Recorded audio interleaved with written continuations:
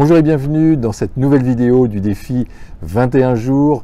21 jours pour acquérir les fondamentaux de l'investissement immobilier zen. Alors je vous rappelle que dans la dernière vidéo, nous avons vu qu'il était important de surveiller et de générer de la trésorerie. On a vu qu'il y avait 3 moyens pour générer de la trésorerie. Le fait de demander un différé ou une franchise de remboursement de crédit quand on fait un crédit, c'est plutôt quand on démarre, ou en tout cas quand on lance un projet d'investissement immobilier.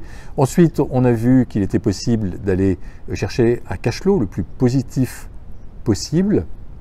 Et puis, le fait de faire de l'achat-revente, donc le fait d'acheter un bien et de le revendre avec plus-value. Donc c'est tout simple, mais ces 3 moyens vont vous permettre de générer de la trésorerie immédiatement, pas dans quelques années, mais immédiatement, donc avec ou rapidement, avec vos activités d'investisseur immobilier zen. Aujourd'hui, donc, conseil numéro 12, il s'agit de conserver la maîtrise de ses investissements.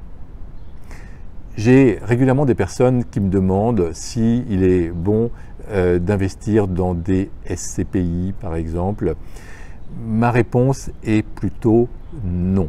Pourquoi? Parce que quand on investit dans une SCPI, on n'a pas la maîtrise de son investissement. En plus, on rémunère des intermédiaires, des gestionnaires.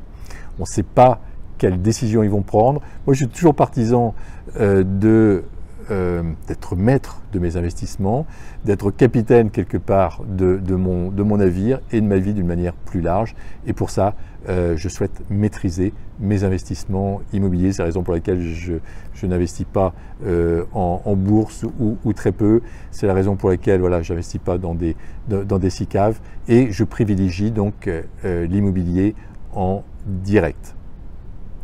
Quand vous achetez un bien immobilier en direct, eh bien vous allez pouvoir maîtriser les revenus locatifs, vous allez pouvoir maîtriser le type de location que vous allez faire, du meublé, du nu, vous allez pouvoir optimiser votre fiscalité, vous allez pouvoir déterminer le moment où vous pouvez vendre, le meilleur moment pour vendre, le moment où il y aura le plus de plus-value peut-être pour votre bien immobilier.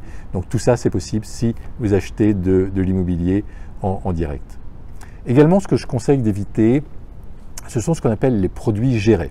Produits gérés, c'est des produits résidences étudiantes, EHPAD, résidences seniors, résidences affaires, dans lesquels donc, on vous propose de récupérer la TVA parce qu'il y a des services hôteliers, donc ça c'est OK. Mais en revanche, on vous propose une rentabilité plutôt faible, de l'ordre de 3, 4, 5%. La bonne affaire, elle est faite à ce moment-là par le gestionnaire, par le vendeur, ou le gestionnaire de patrimoine, ou par le promoteur de l'opération, mais rarement par le client final. En tout cas, j'ai rarement vu de bonnes affaires, même je crois jamais vu de bonnes affaires faites dans ces conditions-là. Alors bien sûr, ça a des avantages pour les personnes qui n'ont absolument pas de temps à passer à leurs investissements immobiliers. Pourquoi pas regarder une SCPI? Pourquoi pas regarder un produit géré? Mais d'une manière générale, je ne suis pas favorable donc, à ce type d'investissement. Le plus souvent, on donne des avantages fiscaux pour revaloriser des endroits défavorisés, des régions défavorisées. Donc, encore une fois, je préfère maîtriser mes investissements plutôt que de me laisser, de subir en fait une politique fiscale ou la politique d'un gestionnaire qui n'est pas forcément donc la mienne.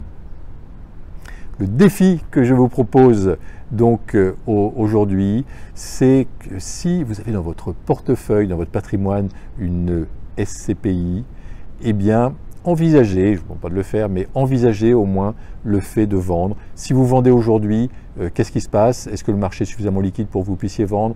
Est-ce que vous dégagez quand même une plus-value? Quelle est la fiscalité? Envisagez le fait de revendre et de replacer donc dans de l'immobilier direct que vous allez pouvoir maîtriser.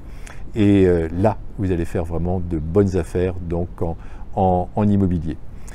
Je vous souhaite le meilleur et je vous donne rendez-vous donc pour un prochain conseil, le conseil 13, qui est un conseil qui me plaît particulièrement, qui est le fait de voir grand. En attendant, je vous souhaite le meilleur.